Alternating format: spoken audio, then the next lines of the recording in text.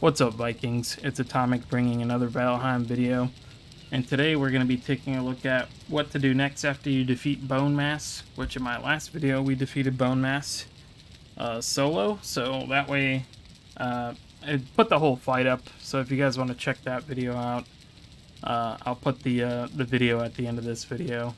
But today we're going to be talking about where to go next and also hitting the Silver Age. As you can see, I am wearing the wolf armor and the wolf cape, as well as I have the silver shield and the silver sword on my back. So yeah, guys, we're going to be talking about the Silver Age, what kind of enemies to expect in the mountain areas, how to beat them, and also how to find ore as well. Well, silver ore, because it's not as simple as it seems. Let's just go ahead and repair everything. So, once you get to the mountain area on the map, you'll notice quick that there are a couple different nodes, like resource nodes. There's obsidian nodes. They look like kind of like tin, just not like metallic like tin. They're about the same size too, so and it rewards a pretty good amount. But obsidian is very easy to come by, so I recommend once you get obsidian unlocked, just making obsidian arrows. And when you get obsidian unlocked, you'll get frost and I believe poison arrows unlocked as well in your recipe book. And also, when you first kill a wolf and get silver, obviously, once you get silver, you'll unlock the wolf fur cape, the wolf armor, the silver shield, the Draugr fang bow, and then you'll get Frostner and the silver sword. So really not a lot of weapons. You get Frostner, the Draugr bow, and the silver sword. And that's the only weapons you have to choose from for this part. In my opinion, you should not go with Frostner, even though it's like Mjolnir from Thor. But the sword, in my opinion, is going to be better all around, just because it does more damage and the Frostner does frost damage. So it'd be kind of stupid to use frost damage on a frost enemies like wolves and whatnot. So as you can see, I have the entire wolf set other than the helmet. You'll notice that I don't have a wolf helmet, and that's because you don't get one with the with this. There is a helmet that you can get, but you have to kill like a 1-star or a 2-star drake, which is the little dragons that fly in the air. They tend to just do like an ice attack and they fly around. They're very weak to pierce damage, so bows are going to be what you want to use for that. I mean, you're not going to critical them with the bows unless you're using fire arrows, because they are weak to fire, so which makes sense because they're ice dragons. That's the one enemy type that usually hangs around some of the ledges of the mountain. The wolves will also hang around there. That's the second enemy type, is wolves. They in a 1v1, they are pretty easy to deal with. Just slap them once with the sword or an axe and it'll do enough damage to stun them, and then they just stay stunned for like 10 seconds. So it's pretty easy to stun them and do damage to them overall. The third enemy is a Fenrix, I think they're called, or Fenris, or I don't know how to pronounce it, but they're basically werewolves, and they are actually weak to silver, believe it or not. They are kind of intimidating at first, but once you how am I wet? What? Anyways, it must have rained for a little bit there. But they're kind of intimidating at first because they have a couple different attacks. They do like a lunge attack and then a swipe attack.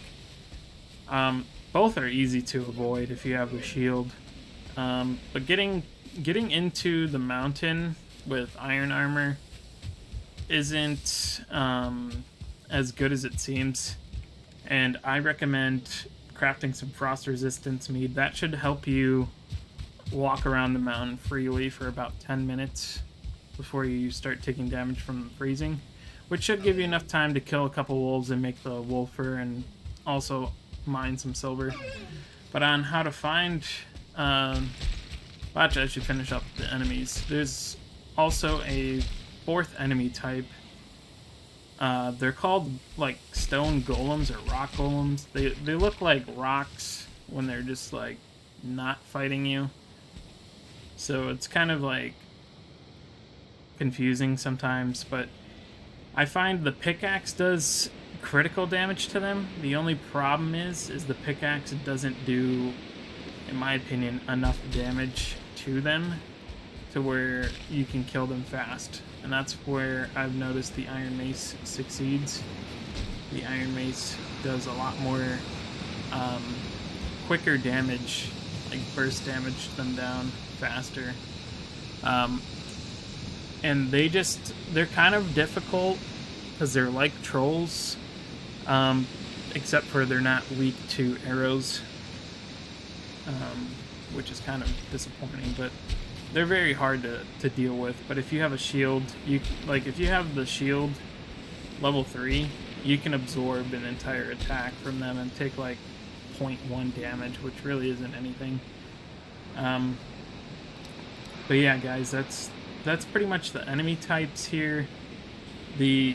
I don't want to include the fourth boss as an enemy type because technically it's a boss and it doesn't spawn randomly like the other enemies do. But those are just the couple enemies. If you do decide to come here and you do make bonfires, the golems will actually attack the bonfires. I have no idea why that is, but they attack the bonfires. I think maybe they might be like afraid of the heat or something. I don't know. Some weird lore thing going on there. And I can't get up this freaking rock right now. But that's pretty much the mountain enemies that I can think of. There are some skeletons sometimes, but they end up getting taken out by the drakes. So like you rarely ever like see them. But as you can see, climbing up the mountain is not that easy.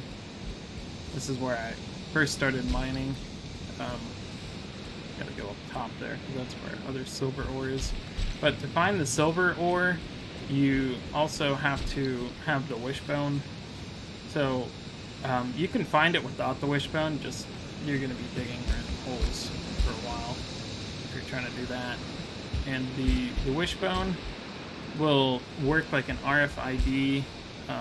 If you've ever used like an RFID like scanner thing, you know that it beeps faster the closer you get, which works the same way as the wishbone.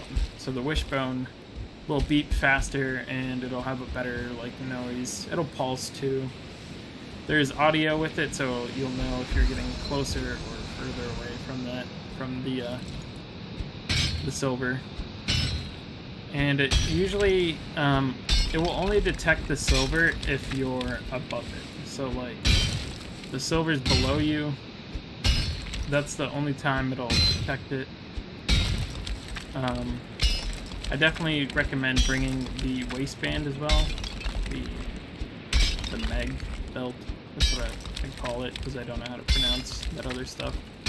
But yeah, so I definitely recommend bringing the wishbone. Another pickaxe. I know I didn't bring one, but it's because I already had the hole dug here from the last time. But yeah, guys, that's pretty much the mountain explained. All the enemies, they're relatively easy to deal with. You can tame the wolves. I haven't tried to just because my base is so far away. They're like, I wouldn't be able to really tame the wolves. I think they can follow you, I'm not sure. because the boars, they like don't follow you. So, oh yeah, that's what obsidian looks like right there. And then the silver vein here, they're not really ores. It's just a vein in the ground that just runs along. It's usually like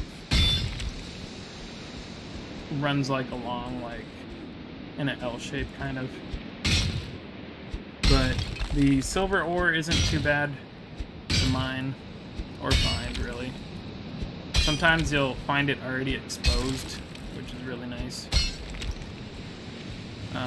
Hopefully, you have to be careful though, because like mining like this, sometimes, oh yep, there's a drake right there. The enemies will come out and attack you. Just hit them with an arrow. You don't need the Draugr bow for this part of the game, but it just helps because it does poison damage as well. See, like 2 arrows, they're dead. 2 obsidian arrows, that is.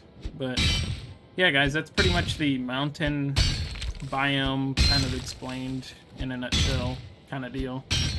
The summon motor, I'll do like a separate video of that when we get to that boss fight, which we should be getting there soon. I mean, I've mined, surprisingly, I've only mined like 3 or 4 veins, and I've been able to get a lot of this,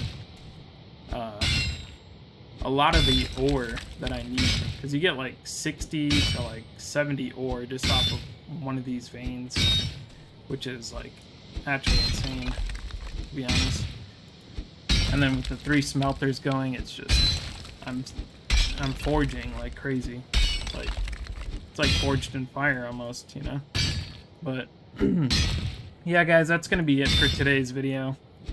Like I said, if you guys like these videos that I do, go ahead and leave a like and subscribe, and I'll be posting more Valheim videos. I plan on covering the entire game all the way up until the end. I'm trying to solo it, so that way I don't have to, so that way, you know, it'll be possible solo.